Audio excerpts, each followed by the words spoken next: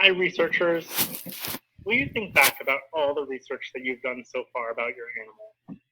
And as you're thinking about that, so far in this unit, we've been mostly thinking about the notes that we've been taking as probably main ideas that you're learning about your animal, and then maybe what are some details that go along some of the subtopics that we're learning about.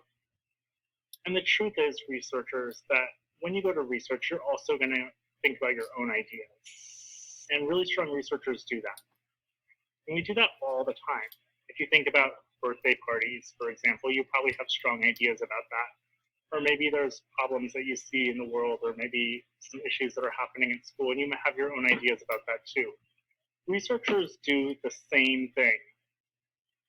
So today, I want to teach you that really strong researchers, they grow their own ideas, and they think their own thoughts. And one of the ways that they do that is by almost thinking about their subject that they're learning about, in this case animals, like the characters that they're reading about in their books when they're reading fiction. So it could be that your subject or your animal has traits or motivations and struggles. And we could be kind of thinking about that same exact work as well. So let me show you what I mean by that. I'm going to read to you just a little bit of an excerpt from a read aloud that you already know. The Sea of Headwaiters. Early in the morning, one of the parent birds, either male or female, would set out toward the sea, leaving its mate in charge of the nestlings. Wait a minute. That's completely new information to me. I didn't know that either the male or the female would go toward the sea. It seems like penguins don't have the same types of gender roles that I thought in the beginning. Interesting. So now that I have my own idea, I can think about the subtopics. And I think that this one kind of has to do with the behaviors.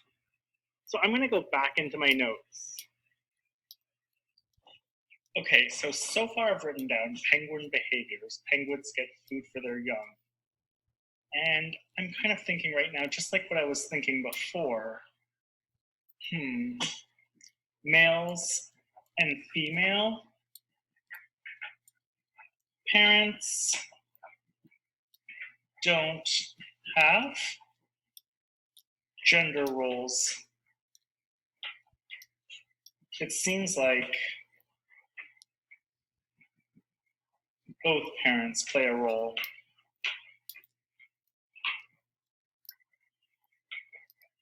In raising their young. So researchers, do you see what I did? Is I was sort of thinking about my subtopic, taking some notes, but I wasn't just writing down the facts. I was also thinking about my own ideas. And in this case, I was thinking mostly about their traits.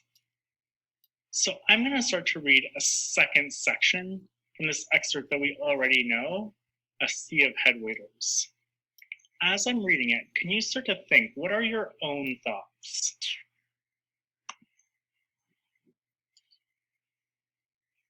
Once the parent bird reached the edge of the colony, it had run the gauntlet of several thousand youngsters before it reached its own nest, burrow, and babies. All these youngsters were convinced that by launching themselves at the adult bird in a sort of tackle, they could get it to regurgitate the food it was carrying. So the adult had to avoid the attackers of these fat, furry youngsters by dodging to and fro like a skillful center forward on a football field. Generally, the parent would end up at its nest, burrow. It would squat down at the entrance to the burrow and stare at its feet, pensively making motions like someone was trying to stifle an acute attack of hiccups. On seeing this, the youngsters would work themselves into a frenzy of delighted anticipation, uttering their wheezing cries, flapping their wings frantically, pressing themselves close to the parent's body, and stretching their beaks and clattering them up against the adults. This would go on for perhaps 30 seconds when the parent would suddenly with an expression of relief, regurgitate vigorously, plunging its beak so deeply into the gaping mouths of the youngsters, you felt sure it would never be able to pull its head out again. Can you picture that? There's like the parent, there's the baby. What are you thinking right now? Pause the video. Tell someone next to you or something next to you.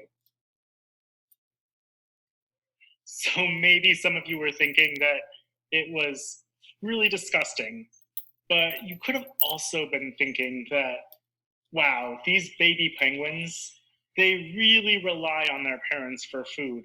It's maybe almost like they're human beings. It's pretty amazing. So researchers, if this was your topic and you were studying penguins, you might just jot down some of your own thoughts in your book, in your notes. And as you go to work today, it'll be really important that you're not just writing down any old information. You could be thinking your own thoughts, and that sometimes it's thinking about the traits of your animal and subject, their motivations, what are they struggling with. And you can notice that what this researcher was doing when they were researching gorillas, they said gorillas have lots of meal options, and they wrote down some of the things that they actually eat. So like wild celery, tapioca, bamboo, ginger, wild bananas, and lots more. And after they had jotted down all their notes, they thought about this big idea. And they said that gorillas have so much that they could eat. Too bad they are fussy eaters and they can't experience all of the food that they could be eating. So researchers, as you go to research today, keep taking notes. And will you not only be thinking about the facts, but also ask yourself what your own thoughts are. And as you're doing that, you could be thinking about your animal and your subject's traits, motivations, and struggles. Happy researching.